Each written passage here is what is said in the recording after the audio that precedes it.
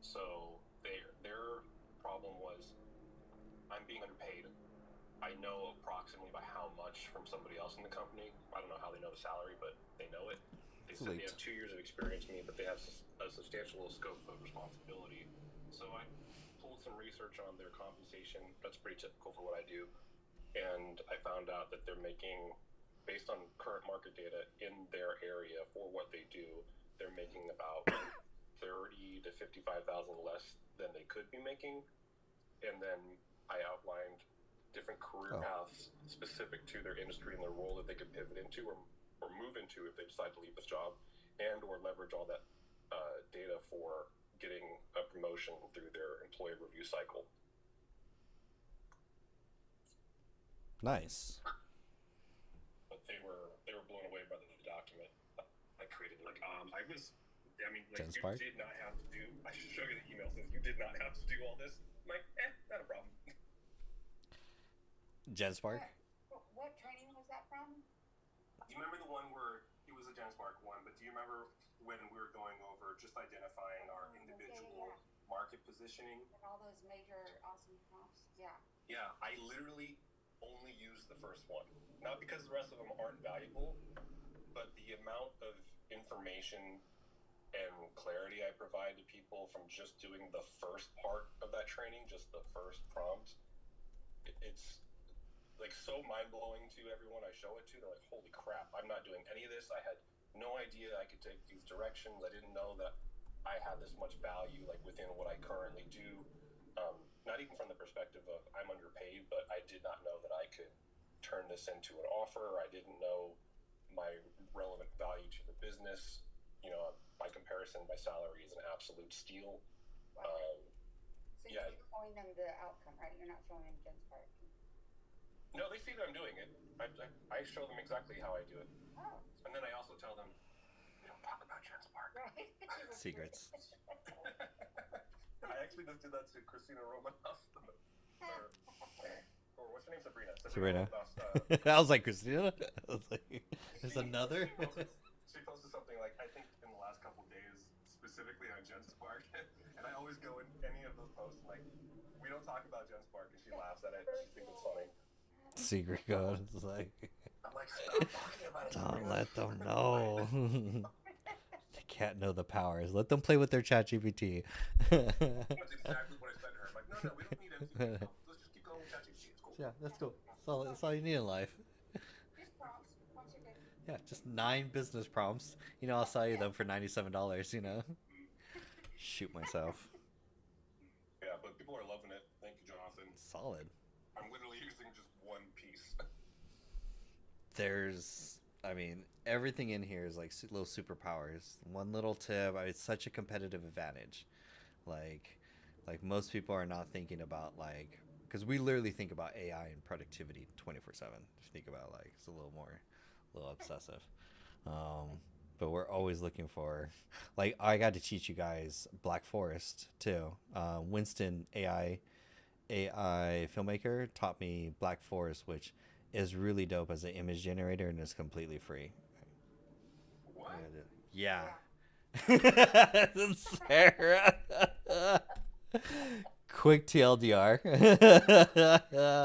Winston taught me this yesterday. So this is completely free image generator, but what's unique about it is that it's 100. It's like chat. Well, no, it's not like chat, right? But it's 100% free. The way they make their money is if you want to use the tool through the API on the back end. It's on par quality with Midjourney. It doesn't do video, which is fine. But the cool thing is, I'm gonna go. I like this example. I'm gonna go and search. Oh, who's your favorite superhero? Me? Yeah, Superman, Batman, I like Batman. Batman. Okay, Batman's pretty cool. Batman. Okay, so I'm gonna take an image of Batman, and its superpower is the ability to do character continuity. So I'm gonna take which one actually? I'm gonna just take this one. Actually, I want a little larger image of the character. I'm looking at the side. Okay, that's large enough. I'm gonna save this. Save image. Okay.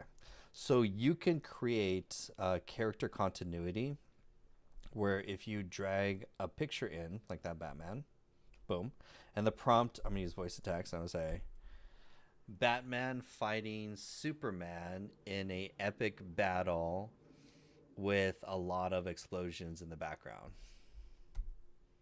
I don't know why there's two Batmans there, but we're going to rock with it. So there's like a mini Batman there. It's like, where's Waldo? So now, so what it's going to do, it will take that reference image and keep the same character, same style, but now you can have that character act a different scene, be at a different location. That's its bread and butter, is moderating things because you're saying Superman, or is it like because it's Batman? Like, request moderated. Action hero fighting Superman. Because it's either Batman or Superman are like copyright words you can't use. So then you hack the prompt. I'm just kidding. That's stupid. But now, okay, cool. So it's actually Batman. You can't use the word Batman. You can say Superman, but Batman apparently, DC, whatever they're like. So now it took that image and we'll rock this one.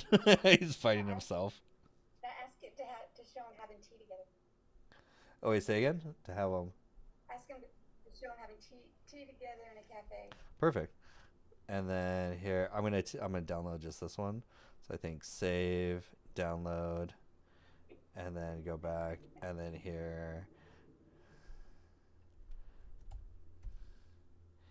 having tea at a cafe in Paris. It does. There is the man. You're like, yo. This is funny. For Batman. Yo. The left one. That's pretty funny. What? They're like the real versions. That's like the American Hero guy, not the Superman guy. That's not bad. I mean, that is the detail. The logo is the same. Yeah, it got the logos right on the right person. And it's completely free. So, and it's called Black Forest, is like, I guess, the company or startup, and the model's name is Flex Context, Kontex or something like that. Oh, there's more. There's already history. So that's Flex Context free image generation tool. Did he drop that in one of the discussion channels? No, I got to make a video of it. It was on a live stream yesterday. I did a morning live stream, and he's like, I was doing the top 5 free AI tools, and he's like, oh, you got to have Flex Context or Black Forest on there. And I was like, what's a Black Forest? And I'm like, when they talk, you just go search. And sure enough, it's like a whisper in your clouds. It's like, hey, psst, JetSpark, what? They just come to you in one words, and you either accept them and you're ready for the call of action, or you ignore and you stay using ChatGPT. So that's Flex Context. That's super cool. And then I would take these images, download them, and then drop them in Midjourney to turn them into like a video or something. I like how he looks like Don Draper in that picture. I know this one here. Yeah, from Mad Men. Did some good detail. Yeah, that's funny. I can't zoom in. I mean, 5 fingers, lighting. Like, not bad. For 0 effort.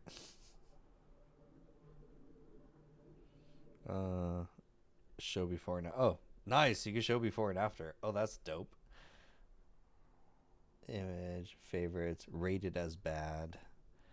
API, delete. Interesting.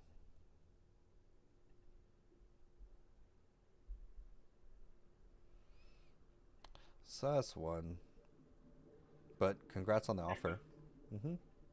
Anybody else watch Preston open the deepest, darkest corners of his soul to mirror his identity in ChatGPT? No, I've missed Preston's doing some wild stuff. He's Like, doing some wild, he's like, gone like his content is like took a whole right turn. Yeah, like I gotta log into TikTok for sure. I gotta log into TikTok. Yeah, he's. I don't know if he's doing it on his own LLM or if he's doing it on ChatGPT. I mean, it looks like he's doing it on ChatGPT. I'm like, dude, I would not be telling ChatGPT any of that stuff. He's going all the way to. He's trying to, point blank, he's trying to mirror his consciousness. It's a cool, super cool idea. There's been movies on it. That's great. There's no way in hell I would tell an LLM. Yeah, a private one. Maybe a private one. A private, and for sure. He has them, but I think he's doing it on ChatGPT. Oh wow, it's either that or he has a copy of it on a private LLM. Like maybe he's using Mini or something else. I don't know if it's the OpenAI one, but it's crazy that he's doing that. Yeah. Not crazy. I'm not trying to shame him. I mean, the idea is interesting and brilliant. I would just never give all that personal information to a model for some other company. That's just kind of too far. It's too far, man. It's too far. Yeah. Tell me how to optimize my day and level up what I do and my insights, but yeah. But what was that movie with Johnny Depp where he copied his consciousness? I don't remember. July 23rd. It was a cool movie. I think it came out like 10 years ago or something. Johnny Depp? Yeah, it was this movie where he copied his consciousness. I can't remember why he did it, but yeah, and there's the solar farm for energy at the very end. I think it's like Singularity or something like that. It's like, oh, what's his name? John.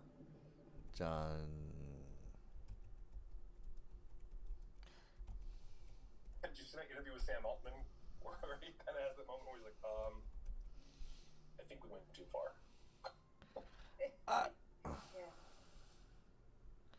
I wonder what they're doing. It's like, it's a lot of marketing. He was talking about Your transcendence. He was talking about ChatGPT 5. Oh yeah, that's the one. Yeah. It's a good movie. I mean, interesting concepts. Why he did it though? I think he lost. Of course, it's always like lost a family member or something, and I think his wife, and he wants to like keep the consciousness alive of his wife and not let go or something. And ends up. Oh yeah. It's usually, it's usually the problem. How did I miss this one? It was a sleeper. It wasn't really marketed. I don't even think much. Yeah, this was before we knew what a ChatGPT, LGBT, LMNOP was. Like, we had no clue. Yeah. Total sci-fi. They're gonna do a what do they call it? A reboot, and it's gonna be Preston. Yeah, so now we're watching. Okay, I'm finally in. I'm in the Matrix. Hey. I heard these ridiculous this morning. They only have like 136 followers, but I think just because they just started on TikTok, but they have the podcast somewhere else. Mm-hmm. And they were talking about how there are only 3 types of people on LinkedIn. There's executives who are trying to figure out how to use AI to fire people. Oh yeah. There are others who think it's the best thing since sliced bread. But basically, it's like AI fanboys. And I can't remember what the third one was, but oh yeah. You guys, I'm pretty sure you don't even use AI for anything, because if you did, you wouldn't have these like very narrow. You just know when someone's talking about something they've never actually done. That's what it sounded like. You guys sound like a bunch of troglodytes who are afraid of losing their jobs or your clients. So they were not for AI. No, they fall into the category of people that I described about AI. The people who bury their head in the sand. They're like, no, not for me.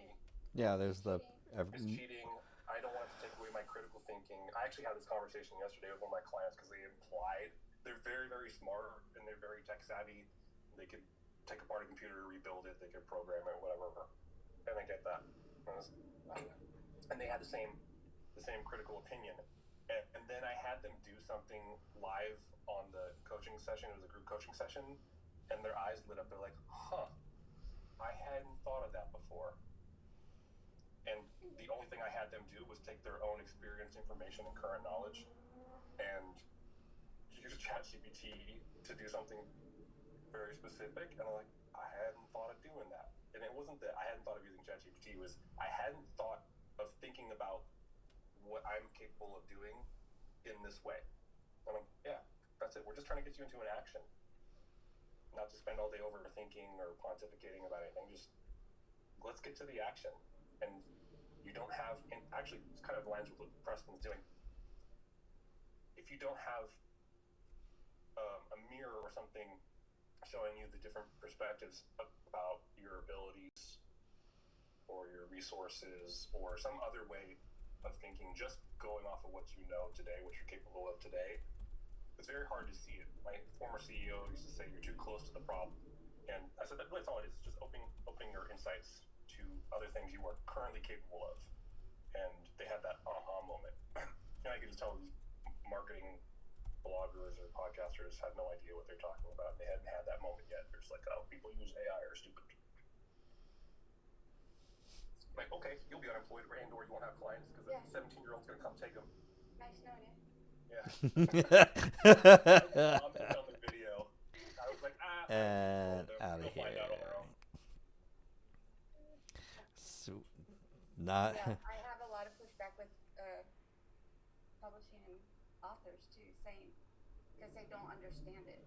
They don't understand what you're using AI for. You know, you're not letting it just take over. You're letting it amplify what you already are doing. Yeah. You know what's interesting, Sarah, is I was driving down the road earlier this week, and the story came on NPR. You want to guess what it was about? What? It was about what you're doing. No way. Is it Yes. me? Not you specifically, but not you specifically, but what you are doing with AI. The story was on how more ministries and pastors are using AI for any number of things. Basically, all the things that you're doing. I just thought that was very interesting. That is interesting because there's still a huge pushback in ministry circles with AI. It goes everywhere from it's demonic to oh yeah, we're using it, but they're not really using it. Yeah, And so there's a famous pastor. You can't like talk to them about it because they shut you down. Like, oh yeah, we've got that. We're already using it. Yeah, there's this famous pastor I saw, and I like some of his ministries, but my friend sent me one of him talking about AI and like idolatry. I'm like, okay, I can tell you don't use it. Like I told my friend, I said, this guy's been watching The Matrix way too much. He's been watching Terminator 2 or something. Like, doesn't understand what it's the use cases are for and how it's tools. It's totally tools. I told the pastor of the church that I go to, he was blown away by that platform that I'm part of, and he's like, yeah, I don't know. I'm like, I'm not the guy to use that. And I said, what did you say the first time someone told you that you could have people at your church text their prayers and their donations to the church? Oh, that was a good one. And he's like, good point. I'm like, you didn't think about that. Yeah. I mean, my point is that at some point there are different ways that technology will evolve that you hadn't thought of as use cases, but have now made the burden of what usually would take people remembering or stopping or feeling. And this is actually the bigger point that I called out. And people are using AI for the same reason. They're asking questions and trying to learn and gain insights for whatever their challenges or problem that they might be facing. And I said most people are not comfortable coming to people right off the bat to talk to them about their problems, even in the context of church. But if you give them an avenue confidentially, like the texting platform that you didn't have at one point, now they'll do that, right? So now you have noticed that the increase of outreach for help it's substantially more, right? Yes. Okay. Same. That's what we're using this platform for. It's to help to scale what you're already doing. You already have all the assets. We're just putting it into one place where people can actually learn from it at a larger scale, which frees up the burden on your time, which is what we're doing. All of us here in this community. Oh yeah, he understood it. And then it came down to price objection. There's usually, this was a sale, right? So there's usually a few standard objections, and there's always smoke screens to those objections. You have to get to what they actually are. They usually come down to price, what I'll call approval, meaning they're not the one who's the actual decision maker, or they don't feel the confidence to do it, or they just don't know enough. And then everything from there is nuanced. So I'm always trying to get to the root cause of why people are telling me no directly or implicitly. It's usually their understanding. It's not their authority to make the decision, or it's a cost objection. Right. So when you heard NPR today, were they talking specifically with ministries, how specifically they were using it, or was it just in general? I only caught the part where they were saying one of the use cases was to develop sermons for their services. I didn't hear what the other use cases were. Interesting. That was the I guess that wouldn't be the number one, but the one you thought. Yeah, I'm sure if you look at their recent articles, you'll be able to pull it up. I will find that. I know they've had two major AI conferences within I think Methodist, and there's been two major ones within Christian circles, denominations, about ethics in AI, which is a big deal, of course. But the other side of it is there's so many other ways it can be used besides just platform ministry. Yeah. I mean, the use case I was showing them was a little bit different. It was for their content and being able to learn from their source. That was the thing I was trying to tell them. It's like, this is closed to you. It's not pulling from other perspectives or opinions. It's all based off of whatever you're teaching and the way that you teach it and the tone that you teach it. Yeah. So it's not getting, and I think that might be like an implied concern with how people are using AI too. Let's be more broad. Is this really aligned with my intention or my message? Yes or no, and what are the guardrails around that? If you're looking at it simply, we're talking about, having very structured prompts for the outputs to be the way that you want them, which is the same thing, and or creating a custom GPT to put more guardrails on it, or having a closed LLM, or whatever it might be. But I think everybody's concern is, what else is being included in this? Is it hallucinating? Is this the information, the answer I want in the way that I want it? Right. And that's like the ultimate reason why you would build a ChatGPT, especially with writing, because you're able then, like for pastors, I can put their whole theological framework within that. If they're Baptist, if they're Methodist, if they're Pentecostal, whatever denomination they are, I can put their denominational 16 fundamentals of truth inside of that bot and say, do not veer anything outside, because we know that all of these models have been pre-trained, and they've been pre-trained by humans, which are biased.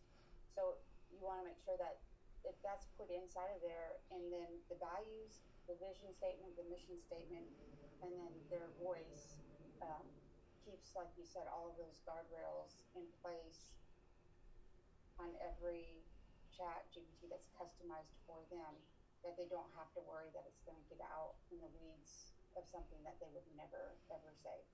Yeah, I got to review everything. Yeah, and I mean, the chatbots that I make for that are really, really, really, really good. I mean, the outcomes, and even with the hallucination, I'll tell it if it's not 95% sure of the statistics or stories that it's giving, or use case examples, to write in brackets citation needed before you start that paragraph, so they can go in and grab that paragraph and check with GenSpark or some other tool to get, is this true? No, it's not true. Finding a story that is true that corresponds to what the point I'm trying to talk about. Yes, That's Shimmy. good stuff. I just added into the chat from lifechange.org, Change Church International. They created, it's called Goaded GPT. That's dope. And right, I was like, come on, come That's on. dope, So Brandy. Dr. G, after the sermons, you can go Hey, into pickaxe. GPT and get, I guess, the sermon notes. It's And if you embedded. have further questions that need to be clarified, you can put them in, like all of the stuff. And I thought about John, Sarah, and also Megan when he announced it, and I giggled, but I was like, this is so dope. And David's got a tool that is much like this. This is awesome. Where you can talk to the transcript from that video and ask it specific questions. What scripture was that, or what was the main point on this? And that looks like what they've kind of built in Pickaxe. Goated. That's hilarious. That's awesome. I've Is this never where you go? I've never seen a pickaxe in the Yeah, wild. so I had seen virtually. So I've been for the last, well, since the pandemic, I log in to his church and then go to my other. Yeah, That's awesome. pretty cool guy. Yeah, he's embracing it. That's so cool. Using it.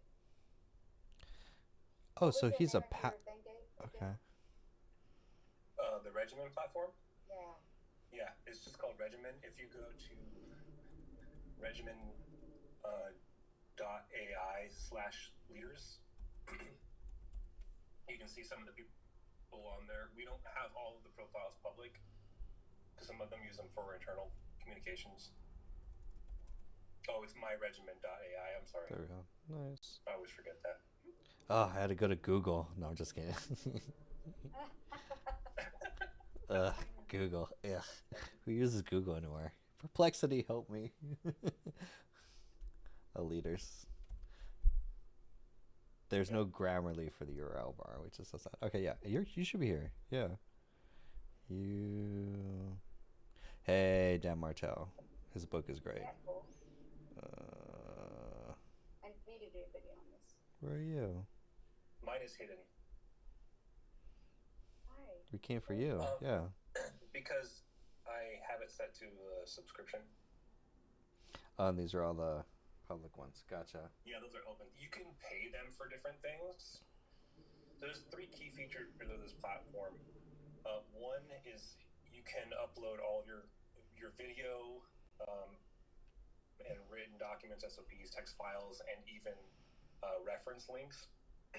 And then you can either watch the videos and the framework, which is what you see there. So that's the regimen, that's the guide. It'll tell you how to follow and implement that. You can set a time frame around it and customize it for your purpose, meaning how you want to learn and execute it. It's free to sign up, by the way. Mm-hmm. And then the other thing you can do is you can chat with that person's avatar, which pulls from all of the sources they've uploaded. And then the third part, the human element, is you can book one-to-ones with all of the leaders on there. Take a They screenshot. usually Take a have screenshot. either- Take a screenshot, Bree. Sorry, keep going. You either request their time. What? Oh, sorry, keep going. Don't mind me. What did you say? Oh, I said, people on TikTok. and then the third part is you can book calls with them, basically like coaching sessions. They all charge different prices, and some of them you have to request. Yeah, so that's a Jack breakdown Doherty. of all the things that it does. But it's based off of 3 pillars. The content that you can watch, learn from, and consume. You can ask it questions so you get directed to the exact reference or insight. And if you, after doing all that, want to meet with the person on a one-to-one basis, That's interesting. book a session with them. That's interesting. You're literally uploading your entire public social media catalog to be a chatbot. That's really dope. Yeah, the thing is that there's you go down a rabbit hole for everybody that you want to learn. Like Alex Hormozy is a great example. We have a private profile for him. If you go to his, and he's got like a decade or more of insights, and they're all fantastic. But you have to go, okay, where's that one video I saw that one time, or that one clip, and then, oh wait, is there a book or is there some other type of guide that he has? You put it all into one place. You can just ask it questions, and it'll, based on what you ask it, it will provide all the resources that cite the relevant answers to that.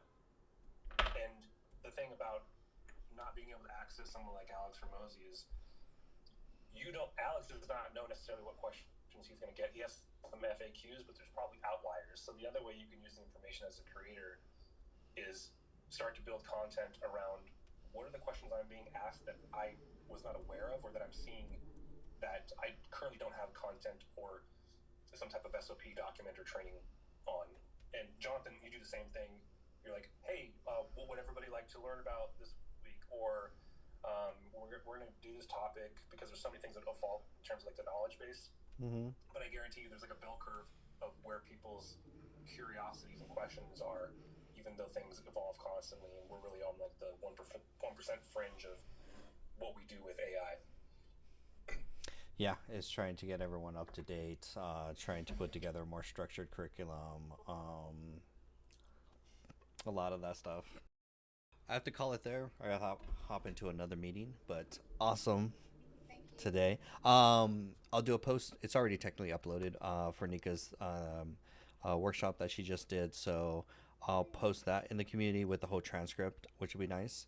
And then for Shamika, definitely hope those free AI tools will help you on your student journey, really. Yeah. Oh. Yeah, and thanks for the goaded thing. That's good. Yes. Thank you guys. Good sharing. Have a good one. Good to see you. Any or best project management AI tools that you guys know of? Yes, for one person, like a solopreneur, or for like you have a team of like 2 or 3 people. I want to start with a team. Just want to learn, because I'm doing the certification, and I'm trying to see how I can be creative. For sure, Rather than just starting with the gold AI standard. project. The gold standard project management, especially if you have a team, virtual or physical, doesn't matter, is going to be ClickUp. ClickUp does, and we have a whole course on it inside the community. It's I'm working with a large social media marketing agency. They have like 1,000 clients, and they have to delegate tasks for their subcontractors to create content. So it's a very complex machine per se to coordinate schedules and times. They had Asana, but they capped out on what it could do. ClickUp is like if you take Slack, task and project management, and Notion for documents, and Loom for video, and they all had a baby, that would be ClickUp kind of thing. Oh. It's magical. And then it also has AI, so you can like chat with everything inside the account. You can like ask it like, what's the timeline, project, stuff like that. Okay, I'm gonna check it out. Thank you so much. Nice. Yeah, if you search ClickUp in the community, AI community, you'll see a whole playlist of videos that will go through beginner all the way to advanced with ClickUp. So we have quite a few people that are specializing in ClickUp because of what it could do for an organization: increase productivity, streamline operations, tasks and things don't fall through the crack. You actually consolidate tasks because it's only like $9 per user, and then you get Slack, project management, and then also knowledge, like documents and files, all in it. Unlimited storage too. It's pretty gangster. Thanks. I get excited about it. It's like super powerful, but cool beans. Awesome. So, Thank you. so everyone, hope you guys have a blessed day, and I'll probably see you guys on the live stream. So definitely. All right. Bye. Okay, bye. And for everyone on TikTok, hope you guys enjoyed. We did a workshop, how to get your Amazon book to become an Amazon bestseller. We went through how to write a book using AI. We went through how to get published on KDP. So now we technically have a 3-day workshop that technically walks you through how to go from idea to published author and bestseller on Amazon from experts inside the AI community. If you want to join the AI community, 50% off your membership for join for 30 days. It's only $47, and you'll be able to get a library of 27 of the best AI courses, weekly mentorship, Q&A, tech support, and also private coaching, all included. So highly recommend. Join the AI community, 50% off. There's a link in my bio that's there. So I'll be back